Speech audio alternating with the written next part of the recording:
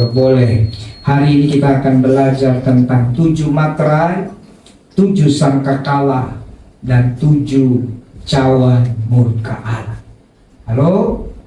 Ini ngeri saudara ya. Nah, atau tidak mau dengar? Atau saudara mau dengar bagaimana kita diberkati? Boleh juga sih. Bagaimana kita menjadi pribadi yang kuat, kan gitu ya. Bagaimana menjadi pribadi yang positif, ya. Itu baik. Baik. Kan kita juga khotbahkan itu di minggu-minggu yang lalu. Bahkan kita juga akan khotbahkan di minggu-minggu yang setelah selesai akhir zaman ini. Tapi jangan saudara lupa saudara, bahwa kita ada di penghujung daripada akhir zaman. Ya, tanda-tanda sudah sangat jelas. Tapi sekali lagi saya sampaikan kepada Bapak Ibu bahwa kita bukan tim penyambutan ya. Jadi tidak usah pusing-pusing hitung tanggalnya, ya bulan dan tahunnya, gak ada gunanya, tersesat saudara nanti. Yang penting kita mempersiapkan diri. Amin. Jadilah tim yang mempersiapkan diri sehingga waktu Tuhan datang kita siap, dia senang. Amin. Jadi jangan kita tidak siap, Tuhan sedih. Karena kalau dia datang, sekiranya ada yang tidak siap, sesungguhnya Tuhan itu sedih. Karena dia tidak mau kita binasa, saudara. Datangnya Tuhan yang pertama waktu Yesus lahir itu misinya keselamatan. Tapi datangnya yang kedua, misinya bukan keselamatan. Misinya untuk menghakimi, untuk menggenapi semua yang sudah dia firmankan selama ada di bumi, bahkan dari masa yang lampau. Jadi dia mau kita yang sudah terima dia siap, sehingga kita di-rapture dan dia senang. Tapi kalau dia datang, waktunya dia yang tahu kita nggak siap, ya mau bagaimana lagi?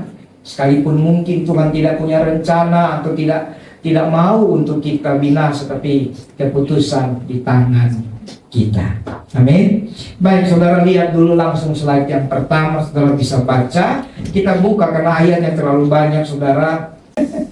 Saudara buka Wahyu pasal 6 ayat 1 sampai 17. Kita baca dulu ini, nanti kita baca. Jadi ini saya bagikan ya. Dalam kitab Wahyu, ini semuanya dalam kitab Wahyu ya, ayat acuan kita. Wahyu 6 ayat 1 sampai 17 itu bicara materai yang pertama sampai materai yang ke-6, nanti kita buka. Kemudian Wahyu 8 itu bicara materai yang ke-7,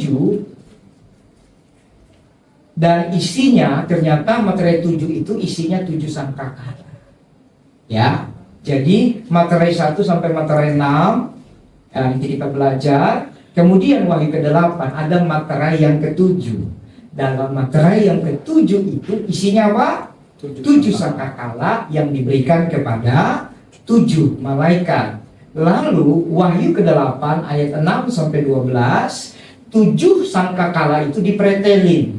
Ya, di situ adalah 4 sangkakala yang pertama, biar kita paham ya. Kemudian Wahyu 9 ayat 1 sampai 12 itulah sangkakala yang kelima. Di situ ada poin tidak merusak tumbuhan, hanya manusia yang tidak memakai materai Allah disiksa, tapi tidak dibunuh. Nanti kita belajar ya. Jadi ini ngeri. Nanti di situ ayatnya mereka minta mati tidak bisa mati. Mereka cari maut tapi maut pergi. Halo. Ini ngeri, ini Wahyu 9 ya. Nah di sangkakala 5 ini ngeri.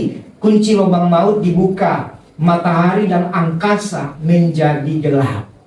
Ya, matahari dan angkasa menjadi gelap. Jadi tidak ada lagi yang terus terang, terang terus. Ya, udah nggak laku di situ nanti ya. Lalu ada kuasa seperti kalajengking ayat 3 dan 5. Jadi ini kuasa yang mengerikan. Ya, kalajengking itu sengatnya itu di ekor. Kenapa di ekor? Nanti kita bicara. Kemudian rupa daripada makhluk ini seperti belalang, dan rupanya seperti kuda yang pergi berperang ya. Kepalanya memiliki mahkota emas, mukanya muka manusia ya. Ini jadi-jadian nih. Lalu di sangkakala kelima inilah disitulah Abaddon. Jadi kalau saudara tidak persiapkan diri dalam doa peperangan rohani, ya gimana ya? Karena sudah pasti Abaddon dan Apollyon akan datang. Jadi bukan dongeng isapan jempol itu setan datang. Jadi kalau saudara cuma berdoa, bagaimana dompet tebal, tidak mengalami namanya panas terik, maunya berkelimpahan terus, Apollyon, Abaddon pasti datang. Habis kita nanti. Halo? Makanya solusinya nggak ada lain, di rapture saja ya. Amin. Next lagi. Ya. Wahyu 9 di ayat yang 13 sampai 20 itu bicara sangkakala yang ke-6. Ini ada 4 malaikat yang terikat di sungai Efrat, dilepas. Jadi ternyata bahasa dalam penglihatan itu malaikat. Apakah mereka malaikat yang memang dipersiapkan Tuhan, tapi kalau diikat itu bicara memang sudah Tuhan tidak suka. Berarti apa itu? Setan ya. Sepertiga manusia dibunuh oleh 3 malapetaka. Malapetakanya apa? Api, belerang. Nanti kita lihat ya. Jadi kau mau bikin solusi, bikin bunker, tahu bunker? Bikin ruang bawah tanah, nggak ada gunanya. Ya, kau tidak bisa sembunyi mana-mana. Nah, tapi di sini di dalam sangkakala ke-6 sudah ditiup. Ayat Alkitab berkata di dalam ayat 20-21, manusia tidak bertobat juga. Wah, tetap menyembah berhala. Ya, terus Wahyu 11 ini adalah sangkakala yang ke-7. Nah, itu sangkakala yang ke-7 agak beda. Puji-pujian ke-24 tua. Wah, keren ya. Wahyu 16 ayat 1 sampai 20 ini bicara 7 malapetaka atau 7 cawan murka Allah. Jadi ada apa namanya? Materai, ada sangkakala, ada cawan. Oke.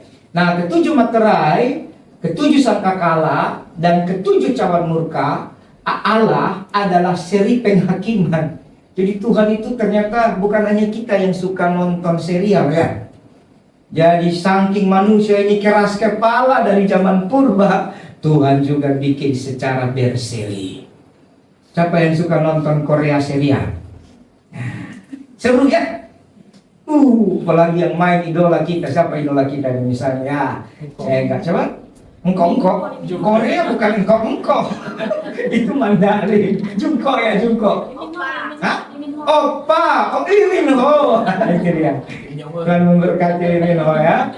Saya nggak tahu dia sudah percaya Yesus atau belum. Kalau belum, semoga dia percaya ya. Jadi kita nonton serial kan kita nantikan ya. Ya, ada anak saya nih suka nonton apa tuh, One Punch Man, Saitama. Katanya mana lebih kuat, Papi atau Saitama? Papi lah. Kok bisa? Iya, dia cuma film. Membunuh Saitama itu gampang. Gimana caranya? Matikan TV, selesai. Dia mau bikin jurus kekuatan menghancurkan gunung, gampang. Begitu jurusnya keluar, matikan TV-nya, mati dia. Ya, artinya tidak masalah. Ya, kita suka nonton serial, apalagi itu menarik. Tapi ingat, ternyata Tuhan juga ya. Sebenarnya tujuannya bertobat. Tadi lihat ya, di sangkakala ke-5 tidak mau bertobat. Sangkakala ke-6 tidak mau bertobat juga ya. Jadi susul menyusul ya. Susul menyusul ini. Nanti kita belajar. Terus next. Nah, ini biarkan di sini kita baca ayatnya dulu ya. Buka Wahyu pasal yang ke-6. Kembali dulu ke ayat 1 tadi, slide 1. Ayat yang pertama sampai 17. Saya baca, maka aku melihat anak domba itu. Anak domba di sini simbol daripada Tuhan Yesus ya. Membuka. Jadi hanya Yesus yang buka. Jadi jangan takut. Ya, semua hanya dalam kendali Tuhan Yesus. Baca kita baik-baik. Jadi mau goyang kayak apapun kalau Yesus belum buka, ya jangan terlalu takut lah. Tapi kalau Tuhan Yesus yang buka pun, ya nggak usah takut. Berarti kita ada dalam rencananya. Sebenarnya kalau baca baik-baik tentang 7 sangkakala, 7 materai, 7 cawan murka, itu bicara apakah saudara percaya kamu ada dalam rencana Tuhan atau tidak. Banyak orang Kristen percaya Yesus, tapi dia sesungguhnya tidak mau percaya bahwa hidupnya dalam kuasa Tuhan. Halo? Percaya saja dulu. Setiap minggu kita ibadah, kita konser, kita doa di rumah, baca Alkitab. Tujuannya supaya bukan hanya saudara percaya Yesus Tuhanmu, bukan hanya saudara percaya Yesus Juru Selamatmu, bukan hanya saudara percaya Yesus satu-satunya yang kau sembah, tapi percayalah bahwa hidupmu dalam tangannya. Kalau Tuhan yang buka, tidak ada yang tutup. Kalau Tuhan yang kunci, tidak ada yang bisa buka. Amin. Jadilah orang Kristen yang bukan sekedar tahu ke gereja atau cuma penuhin gereja, tapi ditanya, kau percaya hidupmu dalam tangan Tuhan? Gimana ya? Tapi kan aku harus berhikmat. Tapi aku kan harus bekerja. Iya, siapa bilang kau suruh tidur-tidur? Bicara hidup dalam tangan Tuhan, percaya itu iman. Iman itu dari dalam, bukan dari luar. Amin. Amin. Nah, kita baca lagi. Maka aku melihat anak domba itu membuka yang pertama dari ketujuh matra itu, dan aku mendengar yang pertama dari keempat makhluk itu berkata dengan suara bagaikan bunyi guru. Ya, suaranya bagaikan bunyi guru. Jadi nanti bicara akhir zaman tidak ada tuh suara cekikik. Suaranya mulia, dahsyat, seperti guru. Pernah dengar petir? Nah gitu nanti suaranya. Kenapa seluruh dunia harus dengar? Ini setan tidak bisa bikin suara ini. Halo? Suaranya seperti guru. Mari. Wah, ini keren ini nanti. Jadi bersyukur jadi orang percaya. Suaranya jelas. Mari. Dan aku melihat sesungguhnya ada seekor kuda putih, dan orang yang menungganginya memegang sebuah panah, dan kepadanya dikaruniakan sebuah mahkota. Lalu ia maju sebagai pemenang untuk merebut kemenangan. Dan ketika anak domba itu membuka materai yang kedua, aku mendengar makhluk yang kedua berkata, mari dan majulah. Seekor kuda lain, seekor kuda merah padam, dan orang yang menungganginya dikaruniakan kuasa untuk mengambil damai sejahtera dari atas bumi, sehingga mereka saling membunuh. Dan kepadanya dikaruniakan sebilah pedang yang besar. Dan ketika anak domba itu membuka materai yang ketiga, aku mendengar makhluk yang ketiga berkata, mari. Dan aku melihat sesungguhnya ada seekor kuda hitam, dan orang yang menungganginya memegang sebuah timbangan di tangannya. Dan aku mendengar seperti ada suara di tengah-tengah keempat makhluk itu berkata, secupak gandum sedinar dan 3 cupak jelai sedinar, tetapi janganlah rusakkan minyak dan anggur itu. Dan ketika anak domba itu membuka materai yang keempat, aku mendengar suara makhluk yang keempat berkata, mari. Dan aku melihat sesungguhnya ada seekor kuda hijau kuning, dan orang yang menungganginya bernama Maut, dan kerajaan Maut mengikutinya. Dan kepada mereka diberikan kuasa atas 1/4 dari bumi, untuk membunuh dengan pedang, dan dengan kelaparan dan sampar, dan dengan binatang-binatang buas yang di bumi. Dan ketika anak domba itu membuka materai yang kelima, aku melihat di bawah mezbah jiwa-jiwa mereka yang telah dibunuh oleh karena firman Allah dan oleh karena kesaksian yang mereka miliki. Dan mereka berseru dengan suara yang nyaring, katanya, berapa lama lagi ya penguasa yang kudus dan benar, engkau tidak menghakimi dan tidak membalaskan darah kami kepada mereka yang diam di bumi. Dan kepada mereka masing-masing diberikan sehelai jubah putih, dan kepada mereka dikatakan bahwa mereka harus beristirahat sedikit waktu lagi, hingga genap jumlah kawan-kawan pelayan dan saudara-saudara mereka yang akan dibunuh seperti mereka. Maka aku melihat ketika anak domba itu membuka materai yang keenam, sesungguhnya terjadilah gempa bumi yang dahsyat, dan matahari menjadi hitam bagaikan karung rambut, dan bulan menjadi darah seluruhnya, bagaikan menjadi merah seluruhnya bagaikan darah. Dan bintang-bintang di langit berjatuhan ke atas bumi, bagaikan pohon ara menggugurkan buah-buahnya yang mentah.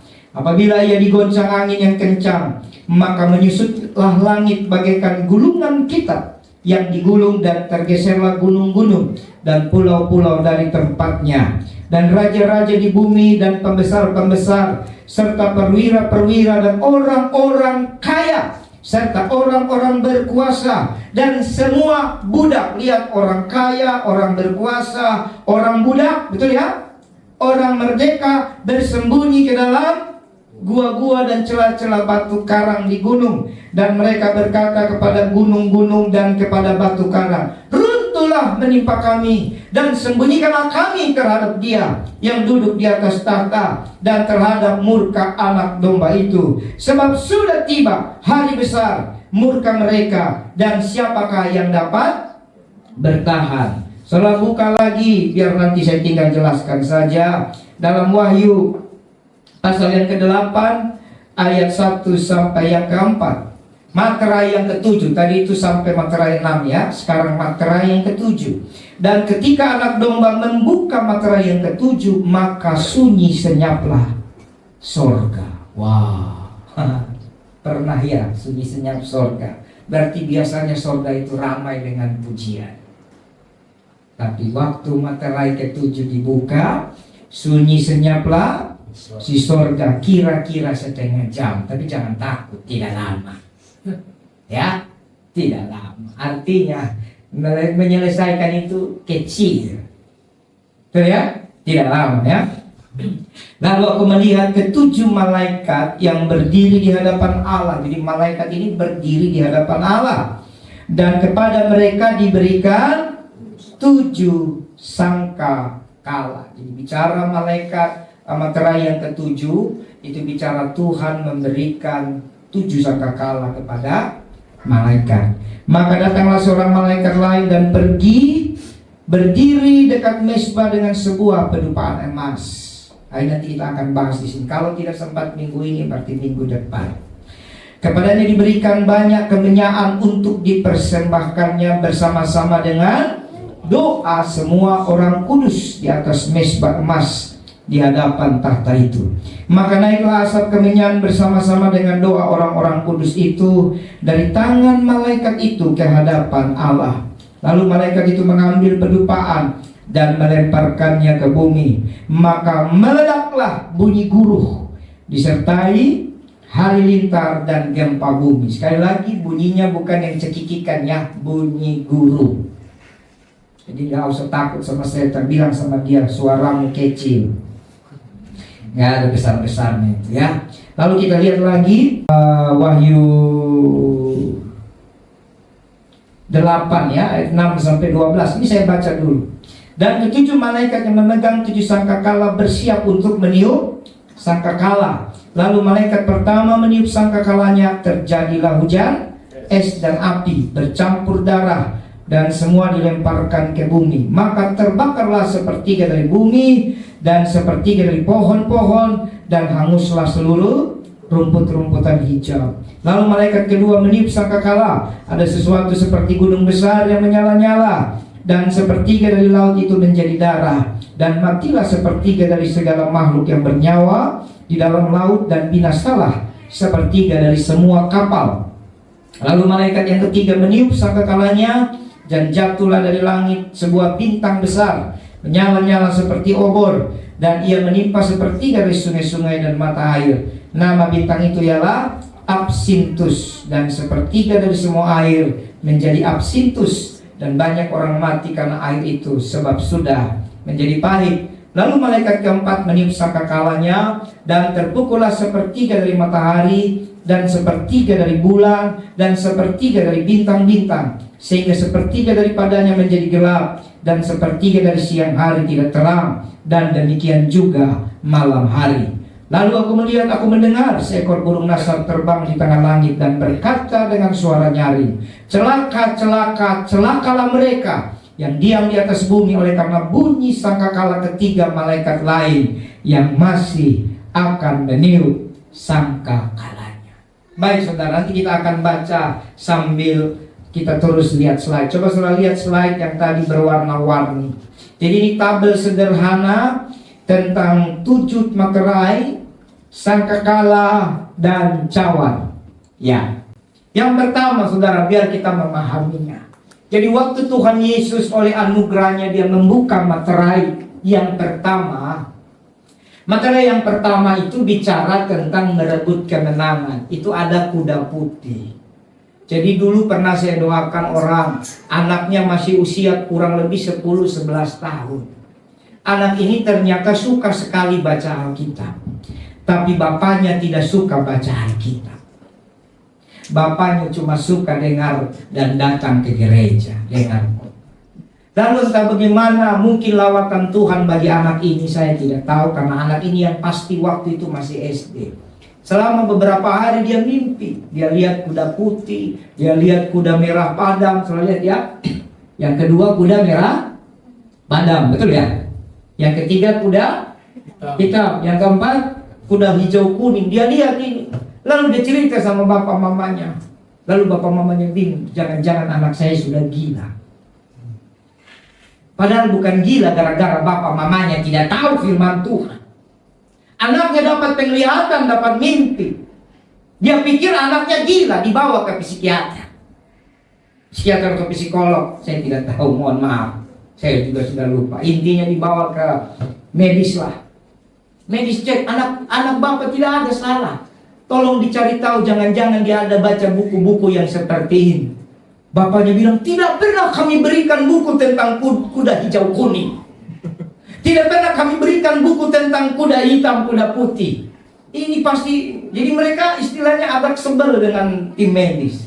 Padahal medis sudah berkata baik dan jujur, betul ya. Dicek ya, mereka cek bahwa tidak ada ini, jangan-jangan hanya imajinasi, lalu kasih jangan-jangan ada baca buku atau nonton film. Benar itu kan?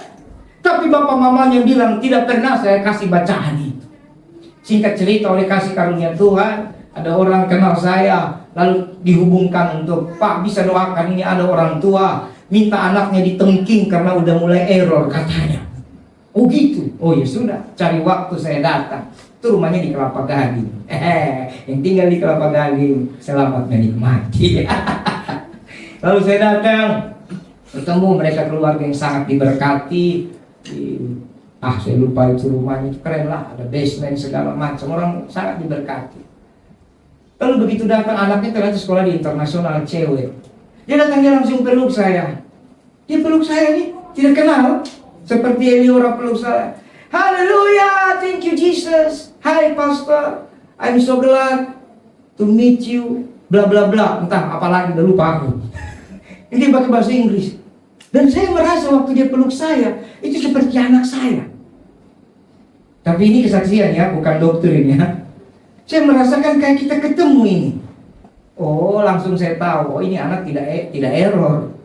Ini anak lagi dapat kasih karunia dari Tuhan. Tapi bapak mamanya tidak ngerti. Makanya begitu dia ketemu dengan orang yang sama-sama dapat kasih karunia, seperti magnet ketemu besi, klop toh. Itu kami baru pertama ketemu. Hai pastor, I'm so glad to meet you today. Haleluya. Terus dia berbahasa roh. Anak SD mungkin 10-9 tahun, 11 tahun berbahasa roh. Jadi kalau ada orang bilang bahasa roh itu dibuat-buat, bagaimana anak Eliora Rema bahasa roh buat-buat? Benar, dia berbahasa roh, dia berkati saya, orang makasih baralapa, nggak tahu bahasa roh itu urusan Tuhan dengan dia. Tumpang tangan, thank you Jesus. Ho baralapa. Saya pikir ini yang mau melayani siapa, dilayani siapa melayani. Siapa layani siapa kan? Nah di sini butuh kerendahan hati, saudara. Makanya ikut Tuhan itu enjoy. Jangan terkotak dengan status aku pendeta, aku hamba Tuhan. Enggak lah. Kita semua melayani Raja di atas segala raja. Saya suka cita dengan pengalaman itu. Saudara, dalam melayani ini seringkali saya mendapatkan pengalaman-pengalaman yang aneh-aneh, tapi suka cita juga. Pengen ku cium anak itu, tapi saya juga takut kan. Nanti kalau cium kesannya gimana. Jadi saya cuma peluk saja, ada bapak mamanya di situ. Selesai bapaknya kaget. Dia ngomong pakai bahasa Inggris agak bisik-bisik, nggak ngerti mungkin. Kenapa kau cium itu orang? Jangan-jangan orang itu ada virus lah, bla bla. Ya nggak ngerti lah. Tapi habis itu bapaknya senyum.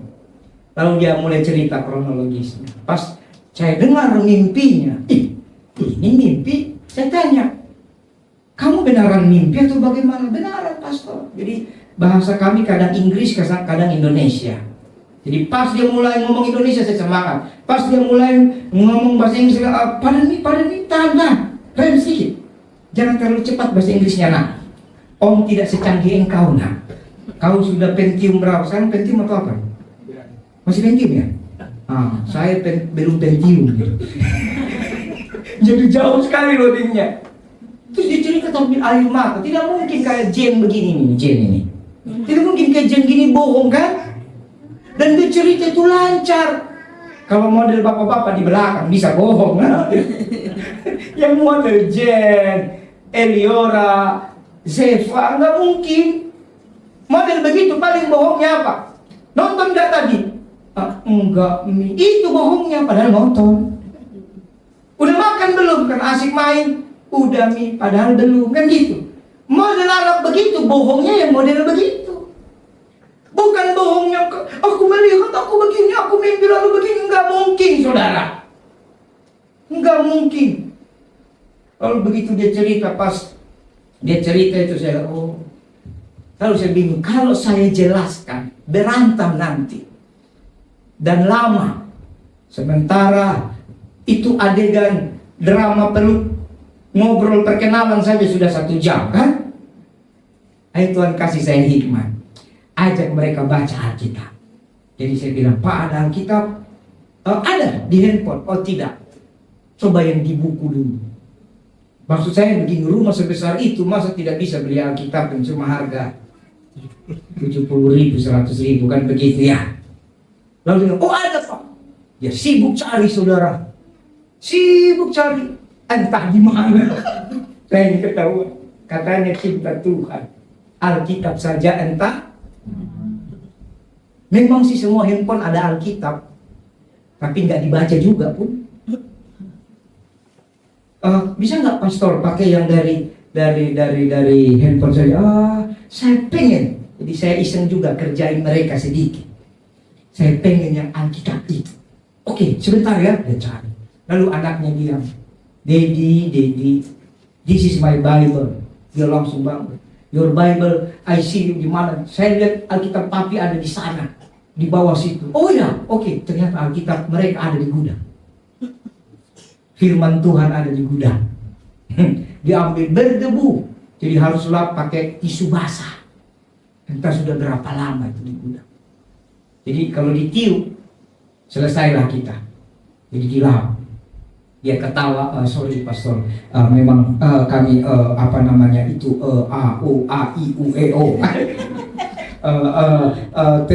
teknologi membuat itu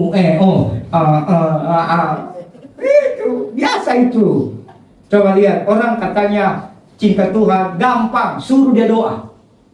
Kalau dia keringat dingin, itu ketahuan tak pernah berdoa. Ya kan? Pernah sekali waktu kami rame-rame perjalanan ke mana itu, ke Jawa Tengah itu, naik kereta ada 19-20 orang itu, pakai ekonomi ya, misalnya. Ikut ya waktu itu ya ke Jawa naik kereta. Ikut ya, jangan-jangan dia yang berdoa, bukan. Lalu kita dikerjasama dengan banyak gereja di sana selama 10 hari ya, seminggu ya.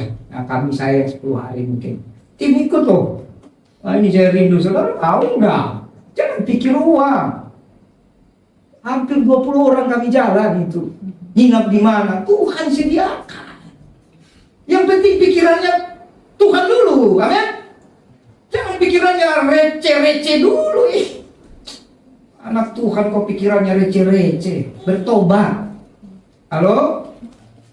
Pokoknya mau dulu. Itu dulu. 20 orang bukan sedikit, makanya saking tidak ada duitnya, saya tanya sama semua yang mau ikut, ekonomi mau nggak? Mau om, ayo sini duit. Kita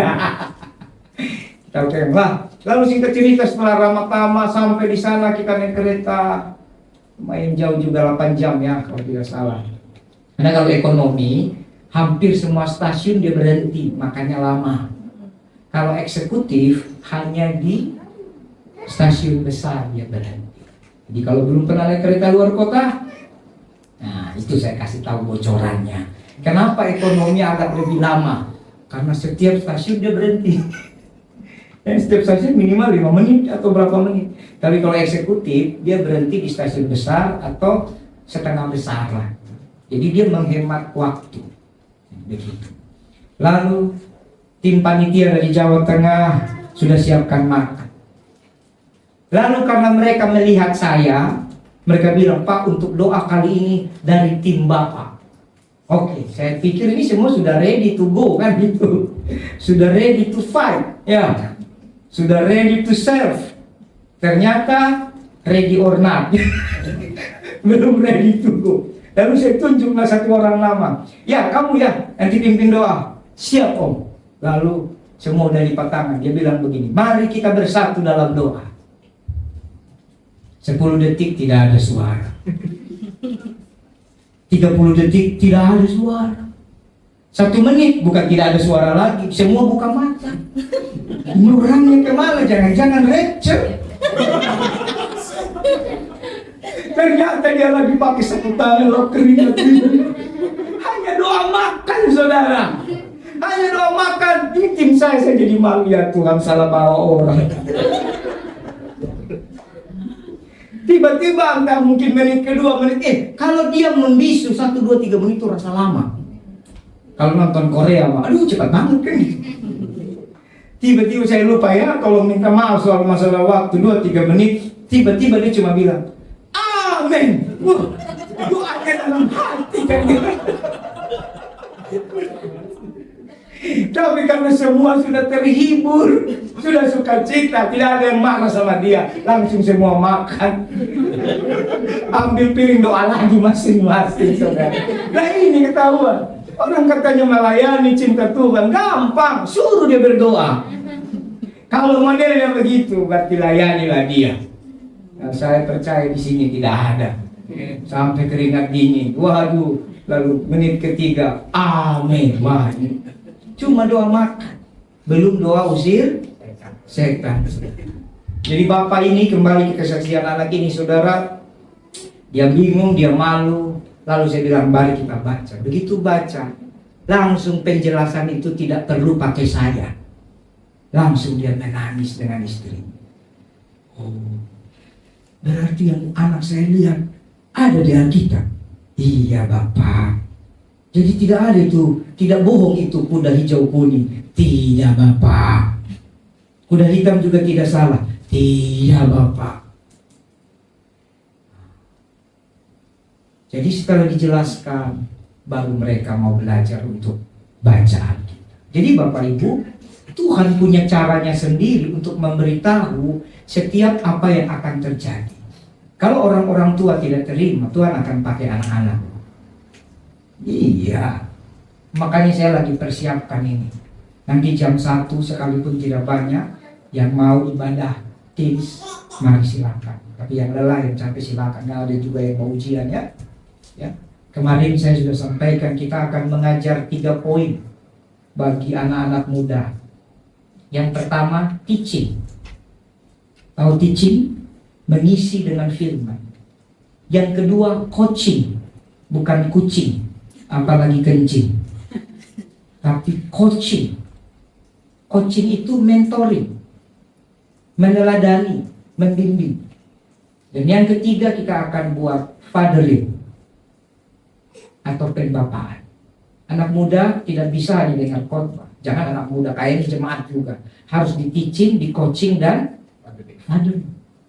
Jadi nanti saya minta bapak-bapak, ibu-ibu yang sudah dewasa mulai berdoa minggu depan atau 2 minggu atau kapanpun, kasih tahu saya kira-kira kamu mau membapai siapa dari anak-anak ini. Membapai itu nggak repot, modalnya cuma WA, ya kan? Tinggal bilang, gampang. Nih langsung nih bapak-bapak semangat, kalau WA gue bisa. Cuma bilang, misalnya ini contoh ya, selain anak kita ya, saudara coba anak lain. Misalnya Pak Aris, WA Rema sudah baca Alkitab belum? Nah itu bagian pembapaan, itu doang. Kira-kira berat di pulsa kan? Tidak. Berat di bensin kan? Lalu Rema bilang, belum Om. Lalu bilang, sama Om juga. Itu bukan father. Akhirnya curhat. Terus Rema balas, Om ngapain? Om main game. Game apa Om? Mobile Legends. Aku juga Om. Udah level berapa? Baca. Ini pembapaan yang bagaimana? Halo? Enggak, ini biasa saja, cuma tanya. Kamu bilang, baca ya nak gitu. Hari ini kalau bisa 3 bahasa. Selebihnya terserah Anda. Nanti bisa tanya, hari ini di sekolah bagaimana? Nah, itu namanya fathering. Anak-anak yang harus dipersiapkan. Teaching, coaching, fathering. Pengalaman saya melayani puluhan tahun, saya persingkat dalam beberapa menit ini. Demi anak-anak muda, karena kita akan masuk di akhir zaman. Ya, jadi materi yang pertama, saudara, itu bicara merebut kemenangan. Kuda putih, dia punya panah. Nah, panah ini punya simbol, saudara. Alkitab mengatakan Tuhan yang melatih tanganku melenturkan busur panah. Berarti, saudara, bicara materi yang pertama, bicara orang-orang yang dipersiapkan masuk dalam peperangan. Karena Tuhan yang mengajar. Kalau saudara tidak masuk dalam peperangan, maka saudara tidak bisa merebut kemenangan. Karena nanti materi kedua sudah beda. Sudah bukan bicara untuk kita. Paham ya? Nah, nanti materi yang kedua, saudara, ada kuda merah. Merah padam, artinya merah tua mungkin ya, begitu ya. Nah, dia bukan bawa panah lagi, dia bawa pedang. Nah, saudara lihat.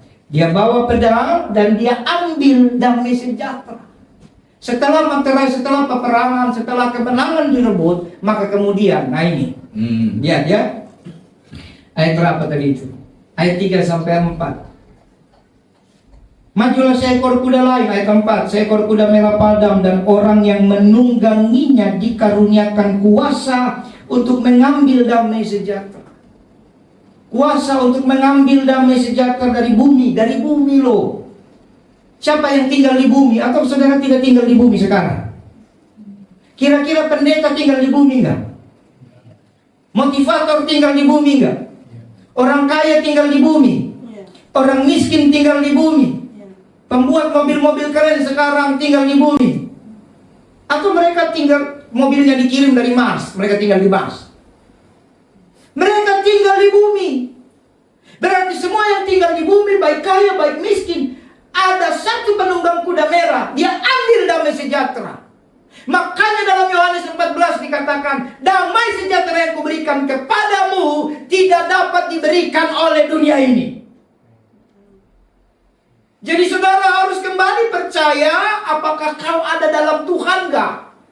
Kalau engkau dalam Tuhan, mau damai sejahtera diambil, mau engkau mati kek, dibunuh kek, apa kek, tidak masalah. Karena kita punya damai sejahtera yang kekal. Amin. Amin gak? Nah, lihat baik-baik ya. Jadi saling membunuh, saya baca lagi. Kalau tidak ada damai sejahtera, sehingga mereka saling membunuh, dan kepadanya dikaruniakan sebilah pedang besar. Saling bunuh nanti itu. Tanda-tanda sudah ada. Entah masalah apa kek. Itu ya. Ada gubernur kita Jawa Barat, saya sebut saja tapi namanya saya tidak sebut. Dia memberikan satu solusi, menurut saya solusi yang baik.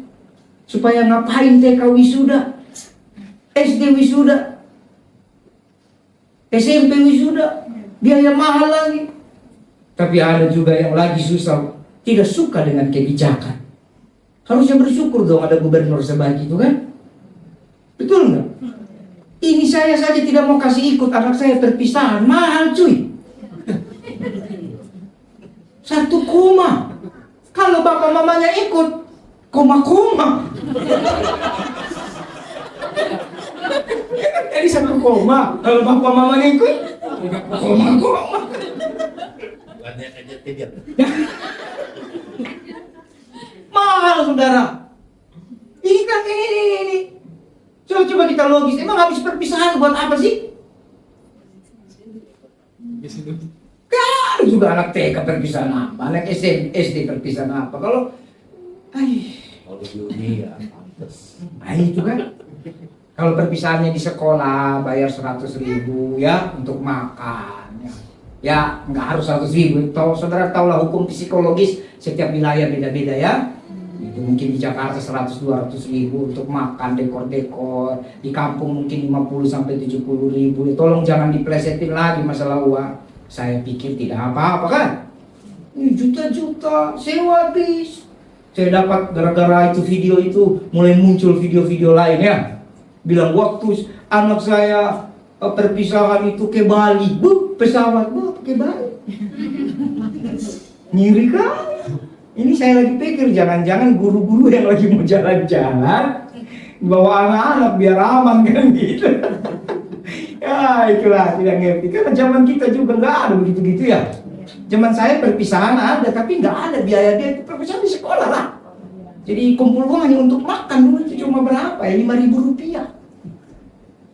5.000 rupiah itu mungkin setara 100.000 sekarang ya. Ya wajar lah. Gitu, tidak masalah saudara. Jadi apa namanya? Damai sejahtera itu mau dicuri dan tanda-tandanya udah banyak. Hanya gara-gara itu berantem kan? Mulai jadi heboh kan, Komnas HAM memihak yang mana? Kan gitu ya? YPAI lah, bla bla bla bla, macam-macam. Saya nonton di radio, dengar di radio itu lebih ngeri-ngeri. Yang di radio itu berpendapat sudah tidak pakai etika lagi, langsung serang yang anak, ada yang serang ini. Waduh, pusing saya dengarnya. Jadi ini tanda saudara, orang kalau sudah tidak dalam Tuhan, tidak percaya hidupnya dalam Tuhan, damai sejahtera diambil. Ya, dan nanti pasti. Jadi persiapkan dirimu. Belajar, jangan sembunyikan dirimu di balik kepintaranmu. Jangan sembunyikan dirimu di balik kekayaan hartamu. Jangan sembunyikan dirimu di balik kekuatan ototmu. Jangan sembunyikan dirimu di balik sukumu. Jangan sembunyikan dirimu di balik jabatanmu, tapi sembunyikan dirimu dalam hadirat Tuhan. Damai sejahtera yang jatuh. Ya. Kemudian yang ketiga itu kelaparan. Wah, udah damai sejahtera hilang, lapar. Siapa yang sudah mulai lapar? Jangan takut, tinggal turun beberapa anak tangga. Puji Tuhan ada di bawah. Selama bisa kita siapkan. Karena akan ada masanya kelaparan. Saudara paham kenapa saya lakukan ini? Ya tidak umum loh, tapi pelan tapi pasti jadi budaya kita ya. Karena akan ada masa kelaparan, saudara. Jadi mumpung kita masih diberkati, masih bisa saling memberkati, jangan tunggu masa kelaparan itu datang.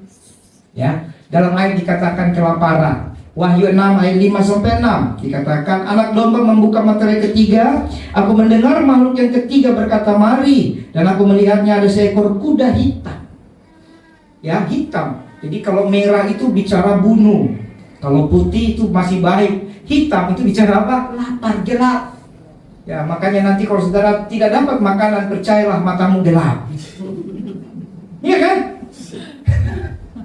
Ya, bisa berantem itu. Jangan belanja kalau lagi lapar.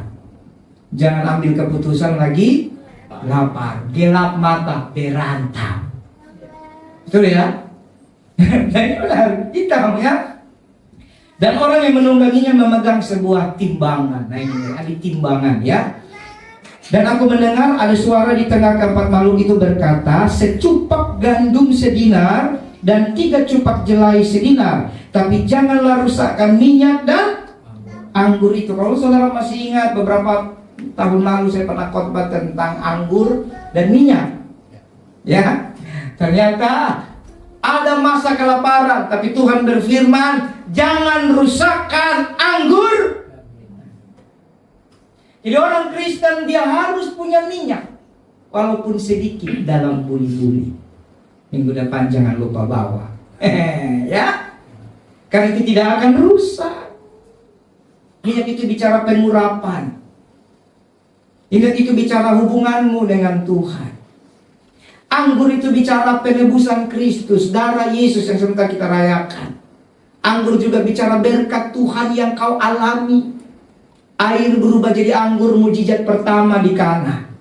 Itu tidak akan rusak. Pengalamanmu dengan Tuhan tidak akan pernah rusak. Hanya karena makanan tidak ada. Itu timbangan nanti. Maka jangan cepat-cepat engkau cari keputusanmu. Ada masalah, cari keputusan, cari solusi. Izinkan dirimu mengalami pergumulan supaya ada anggur dalam hidupmu. Masih ingat kesaksian minggu lalu? Kami kecelakaan. Saya mengenal orang-orang diberkati yang baik hati banyak. Tapi saya cuma mau taat suara Tuhan. Tidak boleh hubungi mereka. Anak saya kakinya patah 2 biji. Tidak boleh hubungi loh. Kau pikir aku kuat-kuat banget rohaniku? Pikiranku sudah menghubungi. Apalagi orang-orang yang saya tahu baik hati. Tidak baik aja kalau dengar hamba Tuhan pendeta kecelakaan, itu biasanya rindu menolong. Betul enggak? Tapi Tuhan tahan tangan saya. Supaya apa? Supaya saya mengalami anggur yang tidak akan rusak itu. Akhirnya mujizat Tuhan terjadi. Amin. Jadi itu yang tidak rusak. Ya, nanti lapar. Jadi kau mau namanya kelaparan, ya lapar. Ada timbangan. Kau bisa beli, nggak bisa, saudara.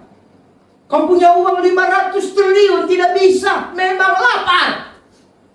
Kau punya kebun, lapar. Nah ini. Jadi cocokologi ini ditentang. Jangan dibawa di gereja. Oh, nanti kita tidak bisa menjual. Kemarin kita sudah bahas tentang nama-nama kan? Ini bukan lagi tidak bisa menjual dan membeli. Memang kelaparan. Kau mau jual apa? Kau punya pun lapar, tidak ada makanan. Yang hanya ada apa? Jangan rusakkan anggur dan minyak itu. Amin. Amin. Jadi kalau saudara ada berkat mau ikut-ikutan beli emas, silahkan. Jangan lupa sama Mas Budi. Ya, lalu materi yang keempat itu bicara maut atau kematian.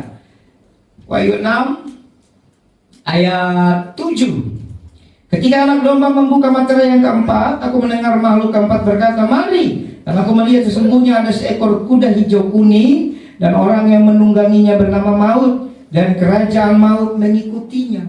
Jadi dia saja itu sudah maut, pribadinya sudah maut. Maut itu artinya apa? Mati. Nah, makanya ayo belajar berdoa. Nanti tanggal 13, 12 kita ada libur. Mau bikin sil lagi enggak? Kalau mau silahkan. Saya mah tinggal khotbah saja. Tapi kalau saudara capek ya tidak apa-apa juga. Ya. Itu ada hari Senin dan Selasa itu cuti bersama ya. Jadi kita pakai 1 hari saja. Biaya tidak mahal, sudah biasa kan? Hanya untuk beli makan 25.000 sehari kan? Kalau mau 2 hari berarti 50.000 supaya kas kita aman. Tapi kalau saudara tidak mau pakai uang kas juga aman, terus takut. Kan kita juga butuh makan ya. Jadi biayanya untuk makan kita perlu saudara. Kalau mau, kalau tidak juga tidak apa. Masih ada minggu depannya lagi. Silakan. Jadi nanti saudara di situ di maut itu bicara mati. Nanti kalau saudara berdoa, saudara akan berhadapan dengan roh-roh ini. Gereja kalau tidak persiapkan diri jemaatnya, tidak ngerti mana roh jahat, mana penghulu, mana penguasa, mana alam maut, repot. Ada bunyi-bunyi dikit di dapur, ya Yesus. Padahal cicak lagi lewat kan? Ya ampun, sayang amat tuh. Mari belajar. Kalau maut saudara itu udah nggak bicara lagi. Oh dia pakai jimat ini, enggak. Maut itu sudah bicara beda saudara. Dia itu bicara mati dan yang ikut dia mati, kematian. Jadi kalau orang pribadi ini datang mati. Kalau saudara tidak siapkan diri, aduh, baik. Kematiannya lewat apa saudara? Dibunuh dengan, saudara lihat, pedang. Ada 4 itu, sampar, kelaparan, dan mau lari dari mana? Sama seperti waktu zaman perjanjian lama, yang tidak mati oleh raja siapa itu, yang tidak mati karena pedang akan mati karena kelaparan, yang tidak mati karena kelaparan akan mati oleh penyakit sampar. Di akhir zaman ditambah lagi dengan binatang buas. Lihat ayatnya, ayat 7 ya. Nah, dan kepada mereka diberikan kuasa atas 1/4 dari bumi untuk membunuh dengan pedang, kelaparan, dan sampar, dan dengan binatang-binatang buas di bumi. Ayatnya jelas. Bayangkan saking marahnya Tuhan karena manusia menolak dia. Tuhan pakai binatang melanggar batas-batasnya. Binatang memangsa manusia. Halo, ngelihat? Pedang berarti perang. Ya pedang saudara jangan terlalu kakuisme ya. Pak, perang sekarang Rusia Ukraina nggak pakai pedang Pak, pakai nuklir. Ya terserah kau lah. Ya kan? Pedang itu artinya senjata. Ya, zaman dulu penglihatan yang dilihat siapa namanya? Yohanes. Ya pedang, dia kan mungkin belum mengerti rudal nuklir, bom atom, dia tidak tahu. Intinya pedang itu bicara perang, alat yang dipakai. Tapi ada juga sampar, ini bicara penyakit, ada juga lapar, dan ada juga binatang buas. Materai berikutnya, materai yang ke 5, penganiayaan. Ayat 9 sampai 11. Dan ketika anak domba membuka materai 5, aku melihat di bawah mezbah jiwa-jiwa mereka yang telah dibunuh karena firman Allah dan kesaksian mereka. Lihat. Jadi akan ada penganiayaan, saudara. Dan jumlahnya harus genap. Mau lari kemana kau orang Kristen? Buka pikiranmu lah. Kita tidak sedang baik-baik saja. Karena rumah kita yang sesungguhnya bukan di bumi ini. Rumah kita yang sesungguhnya itu di surga. Bersama Tuhan yang ajaib. Di bumi lakukan yang terbaik. Berdoa Tuhan sertai engkau. Yang bekerja berdoa pekerjaannya diberkati. Karirnya diberkati. Yang usahanya diberkati supaya jadi berkat. Amin. Yang sekolah-sekolah baik-baik supaya berhasil. Tapi jangan lupa kamu sedang merantau di sini. Rumah sejatimu adalah bersama Tuhan di surga. Amin. Itu rumah kita. Makanya jangan terlalu sayang-sayang dengan semua yang kita miliki. Karena sekali waktu kalau tidak kita tinggalkan, dihancurkan pada masa-masa ini. Ya, ngeri ya. Ada penganiayaan, saudara. Saya berdoa supaya kita tidak ngalami. Tapi kalau ada yang ngalami, itu kasih karunia Tuhan buat dia. Jangan saudara pikir orang yang dianiaya itu karena banyak dosanya. Kalau dia jahat iya, tapi kalau karena firman ya, penganiayaan karena firman. Jangan kayak berita di majalah apa gitu, majalah Trubus ya. Ditemukan seorang laki-laki bernama siapa? Ero, bukan Aro, Ero. Mukanya bonyok babak belur, habis dianiaya karena kedapatan curi ayam. Ya, kalau itu ya penganiayaan karena salah sendiri. Alkitab bilang karena firman dan karena kesaksian. Saya mau ajar saudara begini. Ada hamba Tuhan di YouTube yang sering sekali dizolimi, sedikit-sedikit diviralkan. Saya mau beritahu, hamba Tuhan itu menurut saya sangat benar. Karena dia berani mengemukakan kebenaran. Paham ya? Tapi kadang kita selalu berkedok toleransi. Dia bicara dalam konteks Kristen. Yang pusing itu yang tukang edit. Ngapain kau edit agama kita? Kan gitu ya. Dia sedang berbicara dalam konteks Kristen. Nah kalau yang menghina dia, orang-orang tidak percaya, no comment. Ini yang hina juga sesama hamba Tuhan. Ya, saudara cari sendiri hamba Tuhan yang saya maksud. Saya sangat menghormati beliau. Halo? Dia bicara kebenaran. Dia berani loh. Dan saya pun berani. Tapi kita masih lingkup yang sederhana. Halo? Kalau Anda dapat kasih karunia itu, kalau sampai diviral-viralkan, dizolimi, itu kan penganiayaan. Betul kan? Tidak apa-apa. Puji Tuhan. Ya. Waktu lalu saya ketemu dengan Domingus yang kepalanya putus setelah ditebas. Domingus kepalanya putus setelah ditebas. Oh ya pas. Tapi setelah putus hidup lagi. Dokter cuma operasi lehernya, mau dikubur. Setelah dijahit lehernya, bukan disambung tulang-tulang kulitnya biar sopan saja kalau dikubur. Tiba-tiba bunyi ker ker ker ker. Nah, udah lebih horor dari horor. Hidup dia. Tuhan berkati beliau, namanya Domingus, mahasiswa STT Setia tahun 2007 kalau tahun berapa. Lalu dia menjadi kesaksian bagi banyak orang. Halo? Halo? Nah itu yang kebetulan lagi ada. Jangan-jangan di luar sana kita nggak tahu, banyak kan? Kalau kita bilang pelayan Tuhan, jumlahnya harus genap. Lalu ayat 12 sampai 17. So lihat ayat 12 sampai ayat yang ke-17. Maka aku melihat ketika anak domba itu membuka materai ke-6, sesungguhnya terjadi gempa bumi yang dahsyat. Matahari menjadi hitam bagaikan karung rambut, dan bulan menjadi merah, seluruhnya bagaikan darah. Bintang-bintang di langit berjatuhan ke atas bumi bagaikan pohon ara menggugurkan buahnya. Nah itu dia, saya sudah catat ya. Seperti karung rambut, bulan menjadi darah, langit menyusut seperti gulungan berbaju jirah. Wah. Bintang berjatuhan. Jadi gempa yang kita lagi rasa ini belum ini. Emang ada bintang jatuh waktu gempa? Baru tanda-tanda ini. Emang matahari sudah menjadi gelap seperti karung rambut. Nanti main-main ke Purbalingga, Jawa Tengah. Itu ada banyak pabrik bulu mata, pabrik rambut palsu. Jadi ibu-ibu, mana ibu-ibu yang suka beli bulu mata buatan luar negeri, jangan-jangan itu buatan Purbalingga.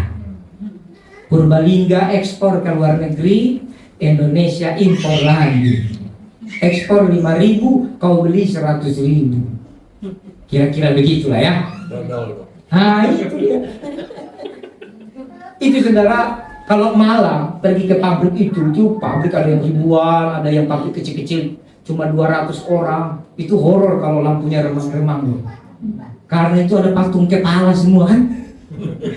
Kan bikin rambut palsu di situ. Nah, kayaknya ikut saya, ayo. Biar matamu tidak lihat dompetmu terus. Sukacita nanti lebih banyak ya. Mari ikut, mari. Ada yang bikin bulu mata. Ada salah satu pabrik terkenal, satu pabrik PT Boyang. Bukan itu berapa ribu karyawan itu di Purbalingga, Jawa Tengah. Belum yang kecil-kecil. Bikin bulu mata, bikin rambut palsu. Rambut itu ada rambut sintetik, ada rambut kita, rambut dari tukang pangkas ya. Nanti ada caranya itu. Nanti dibuat jadi rambut. Nah, itu karung rambut betul tidak bisa lihat apa-apa. Tidak bisa lihat apa-apa.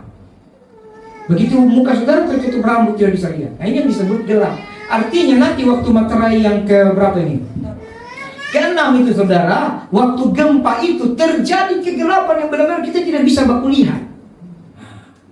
Benar-benar gelap. Bulan itu bicara kalau perjanjian lama waktu penciptaan, yang besar menerangi siang, yang kecil menerangi malam.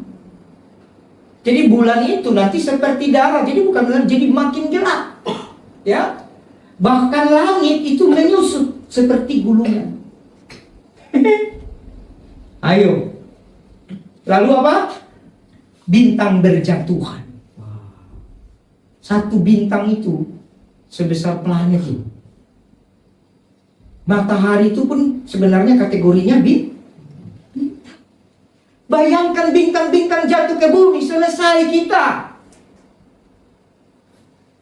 Coba kita telah baik-baik firman ini, tapi kita ambil makna rohaninya. Bahwa nanti pada waktu itu nanti terbuka, kita bukan bicara ini sudah di materai keberapa ya. Jangan terjebak di situ. Saya tidak mau kenapa juga ada urusan apa enggak, nanti persiapkan dirimu.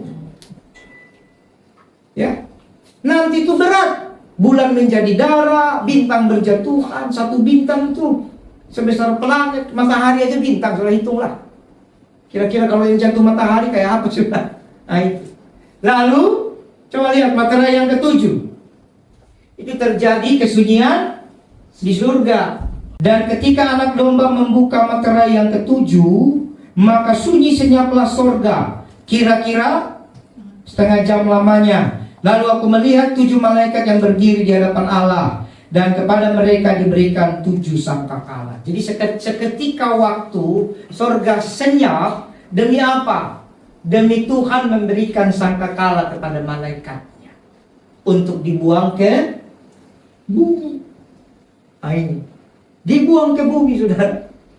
Jadi di bumi ada siapa? Ada kita. Ada orang percaya, ada tidak percaya, ada setengah percaya, ada seperempat percaya. Sangkakala itu untuk kita manusia yang ada di bumi. Halo? Berarti apa yang harus kita lakukan sebagai orang percaya? Persiapkan diri. Tuh? Minggu depan kita lanjutkan, tapi kita baca dulu. Sekarang kembali, lihat itu 7 sangkakala apa. Ya, penjelasan cukup sampai di sini karena jam kita sudah menunjukkan waktu kita harus selesai. Tolong kembali ke slide berikutnya, 7 sangkakala. Ya, jadi kalau materai kira-kira seperti itu. Kemudian sangkakala, saudara. Jadi di materai yang ke-7 isinya apa? Sangkakala, biar ngerti, saudara. Jadi materai dibuka dulu, baru sangkakala. Kadang-kadang ada orang karena tidak mau belajar baik-baik, tapi kalau bicara belajar nanti kesan kita paling baik. Saya juga tidak mengerti, saudara. Semua tentang firman Tuhan, semua kita tidak ngerti. Kita cuma dapat pewahyuan, semua cuma tafsir juga kok. Tapi yang paling penting kita beriman saja. Tapi kalau kita lihat ayat Alkitab ini, isi daripada materai 7 adalah sangkakala. Karena saya pernah mendengar satu pengajaran, sekarang adalah materai ke-3, sangkakala ke-4, misalnya begitu. Ini kan kurang tepat. Mau bareng-bareng juga tidak apa-apalah. Yang penting kita siap. Tapi kalau Alkitab bilang, setelah materai ke-7 dibuka, baru ada 7 sangkakala. Itu yang saya percaya. Ya. Nah, sangkakala pertama itu apa? Bicara kekeringan. Nanti waktu sangkakala yang pertama ditiup, akan terjadi kekeringan. Nah, kekeringan ini agak lucu, saudara. Dia lewat hujan es dan api. Harusnya hujan es tunggu api, esnya meleleh. Jadinya basah dong ya. Tapi kenapa malah dibilang kekeringan? Coba saudara baca Wahyu 8 ayat 7. Lalu malaikat yang pertama meniup sangkakalanya dan terjadilah hujan es dan api. Berarti bareng ini.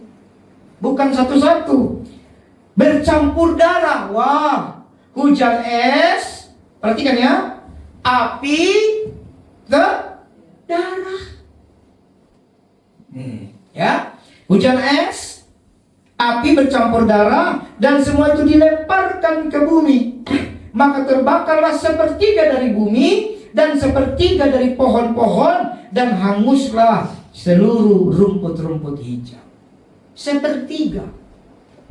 Kalau negara ada, kalau bicara negara ya, sekarang ada berapa negara kita ini? 100 lebih ya? Saya lupa, nanti bukalah di Google. Taruhlah 120 biar gampang. Berarti 40 selesai. Kan gitu ya? Kalau luasnya 1200 km tidak mungkin, karena dari Sumatera ke sini saja 2000 kilo. Ini contoh ya. Maka hanguslah 400 km. Sepertiga dari bumi mengalami kekeringan lewat hujan es dan api, saudara. Kenapa sepertiga? Nah, ini kita lompat dulu. Karena nanti saudara ada yang full. Full itu di cawan murka. Ya, waktu sangkakala masih sepertiga. Nanti di cawan murka semuanya. Ya, kita lihat lagi dulu. Sangkakala yang kedua. Wahyu 8 ayat 8. Wahyu 8 ayat 8. Malaikat kedua meniup sangkakalanya, dan ada sesuatu seperti gunung besar. Jadi Yohanes tidak tahu ini, dia cuma menggambarkan seperti gunung besar. Apa itu kita juga tidak tahu, ya. Seperti gunung besar menyala-nyala oleh api, dilemparkan ke dalam laut. Bayangkan. Berarti laut ini api yang tidak bisa dipadamkan oleh air, betul ya? Harusnya api padam dengan air. Tapi laut tidak bisa memadamkannya. Halo? Ya? Dan sepertiga dari laut menjadi darah. Dan matilah sepertiga dari segala makhluk yang bernyawa di dalam laut. Dan binasalah sepertiga dari segala kapal. Tapi nanti di cawan murka, matilah segala yang bernyawa. Coba buka dulu biar ngerti. Wahyu 16 ayat 3. Kenapa saya bikin tabel begitu? Biar nyambung. Wahyu 16. Kita lompat ya. Ayat 3. Dan malaikat yang kedua menumpahkan cawannya ke atas laut. Sangkakala 2, cawan 2. Ditumpahkan ke mana? Ke laut. Ya.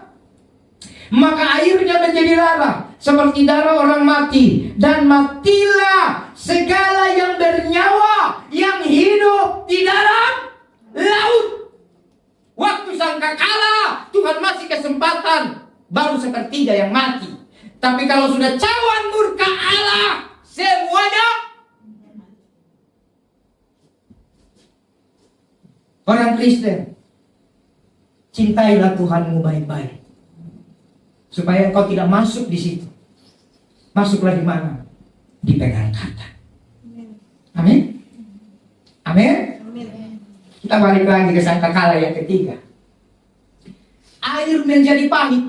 Ada bintang absintus namanya. Saudara lihat Wahyu 8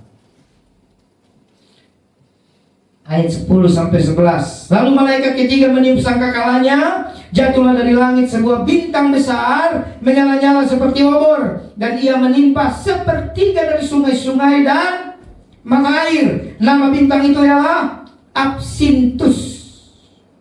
Dan sepertiga dari semua air menjadi absintus. Absintus itu artinya pahit ya. Dan banyak orang mati karena air itu, sebab sudah menjadi orang yang tidak puasa, gak bisa tahan haus, mati. Karena dia haus, dia minum. Waktu dia minum, Pak, makanya belajar puasa. Kadang saya greget, tidak ada maksud saya menyakiti jemaat. Gak ada, saudara. Bodohlah saya kalau saya bikin saudara sakit, bikin saudara kecewa.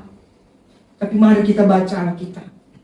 Kadang-kadang saya selalu cuma sampaikan, ayo baca, ayo puasa.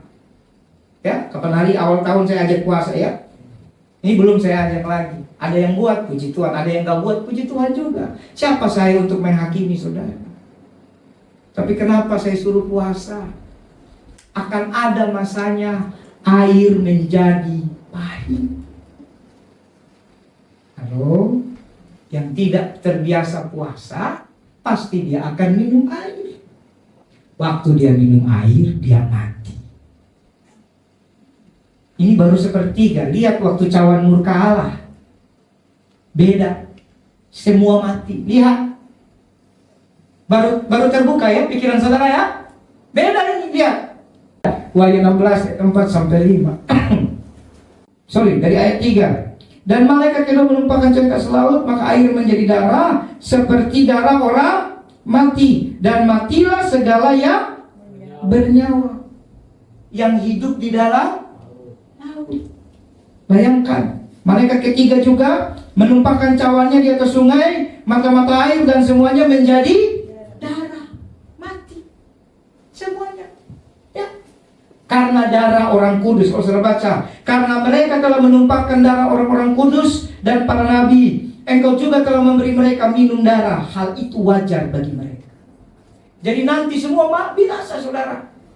Karena dulu mereka dengan bebasnya membunuh hamba-hamba Tuhan ya, para nabi.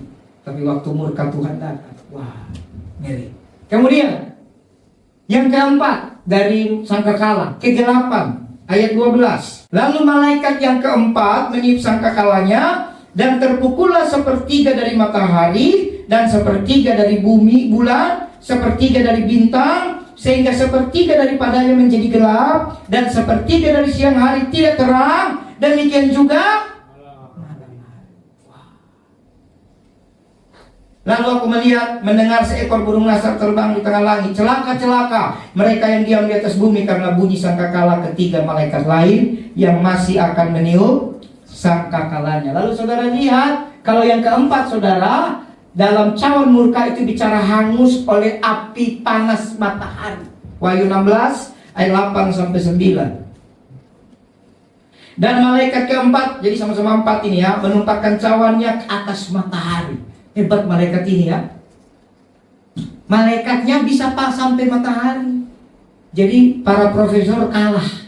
Insinyur belum bisa sampai matahari ya. Malaikat sampai ke mata. Dia tumpahkan cawannya, dan kepadanya diberi kuasa untuk menghanguskan manusia dengan api. Manusia dihanguskan oleh panas api yang dahsyat. Dan mereka menghujat nama Allah yang berkuasa atas malapetaka itu, dan mereka tidak bertobat untuk memuliakan Dia. Tuh, menghujat nama Tuhan, tidak bertobat. Lagi sangkakala yang ke-5. Materai tadi sudah ya. Belalang. Nah ini ayat 1 sampai 3 itu dari Wahyu 9.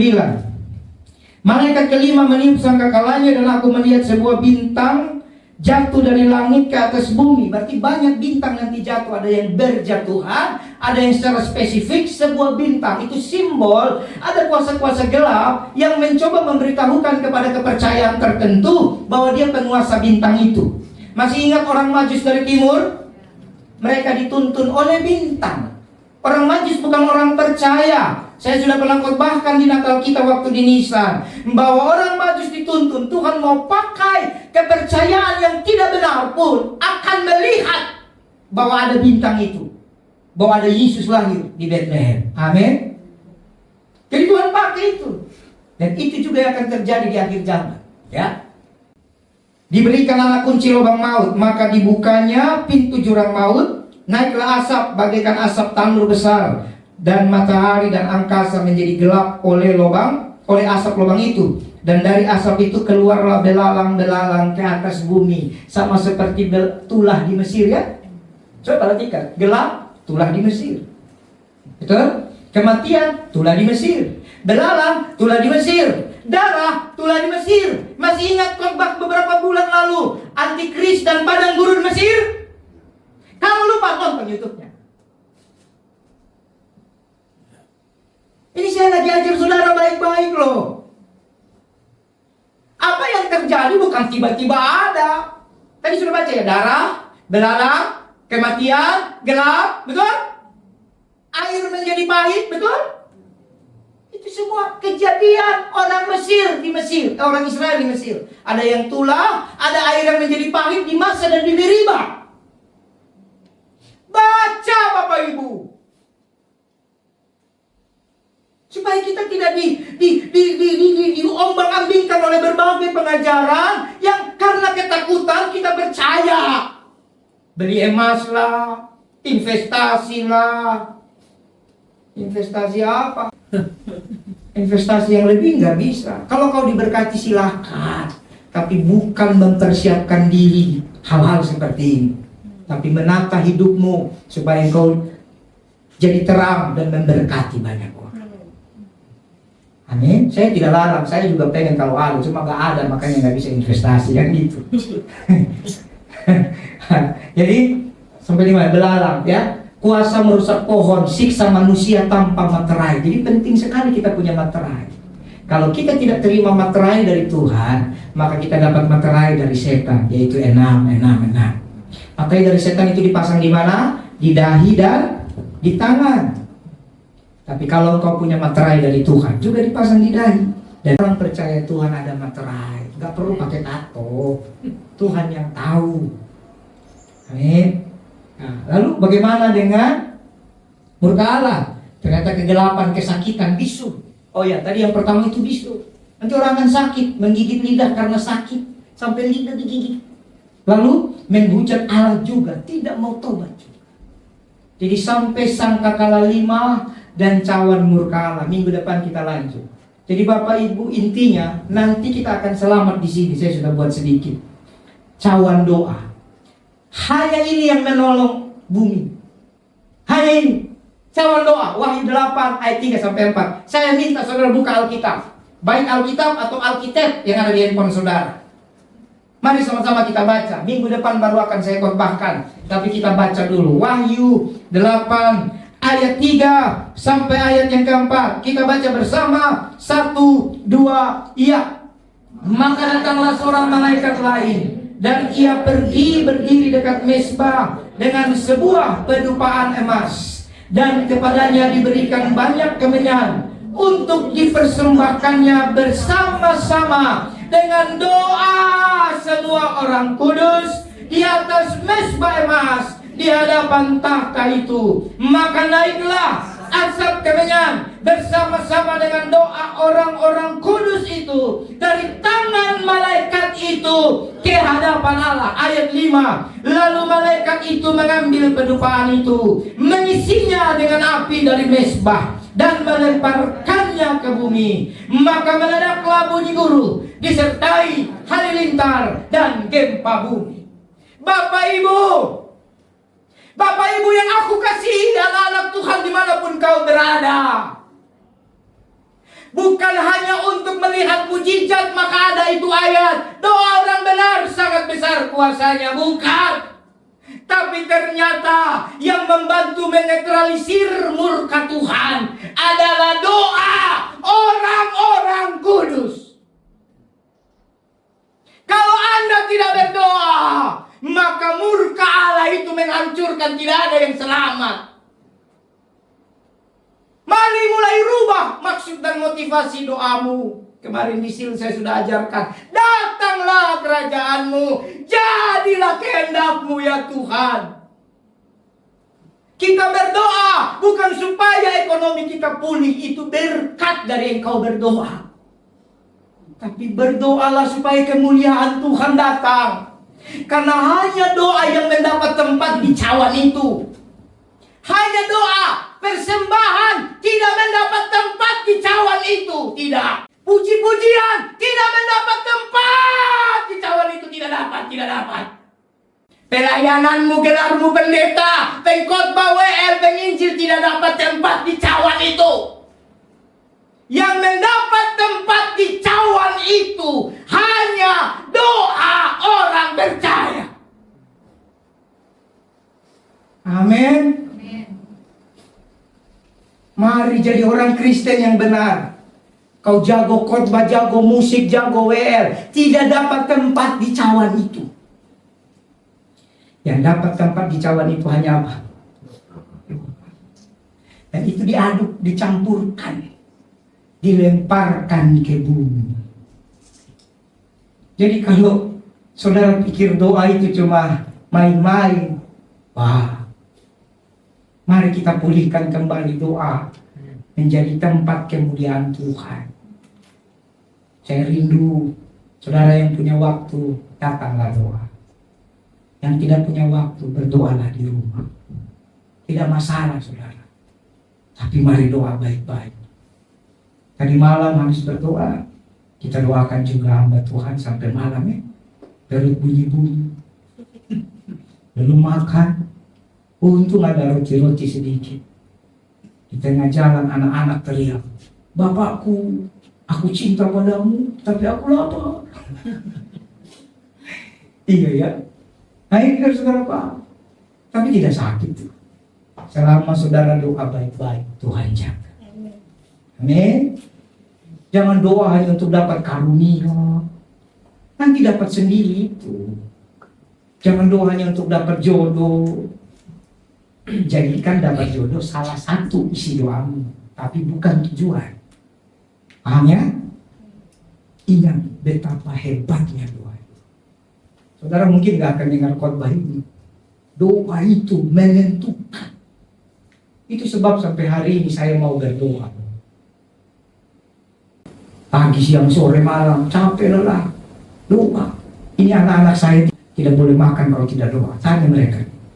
Pagi doa. Doa pagi itu bukan penyembahan. 30 detik paling kan. Tapi mari kita mulai bikin teladan. Kalau bukan mereka meneladani kita, itu yang namanya coaching. Nanti mereka meneladani YouTube, podcast, TikTok, media-media sosial. Akan ada media sosial baru lagi. Lihat aja. Datang lagi nanti. Segala macam. Jadi mulai bangun dari dirimu. Supaya nanti anak-anakmu, waktu masa ini datang, tegakah kamu mereka disiksa? Anak yang kau sayang, kau gendong, ya, kau kasih sekolah mahal-mahal, kau kerja keras siang, malam, hujan-hujan, panas-panas. Tapi karena kau sibuk dengan itu, lalu kamu lupa, tidak didik dia, tidak teaching dia, tidak coaching dia, tidak mentoring dia, tidak fatherin dia. Lalu pas masa ini datang, pas saat dia dewasa, dia tidak punya teladan. Ini kalau begini apa yang aku berbuat ya? Dulu bapakmu ajar apa? Apa ya? Bapakku tiap hari main laptop, main game. Tahu game? Game. Bapakku tiap hari sibuk aja berantem sama mamaku. Karena gak ada makanan di rumah. Duh, Bapak Ibu, mari. Amin. Kita akan lanjutkan sesi kedua. Di hari ini saya sudah beritahu secara umum. Berdoalah baik-baik. Tuhan Yesus memberkati.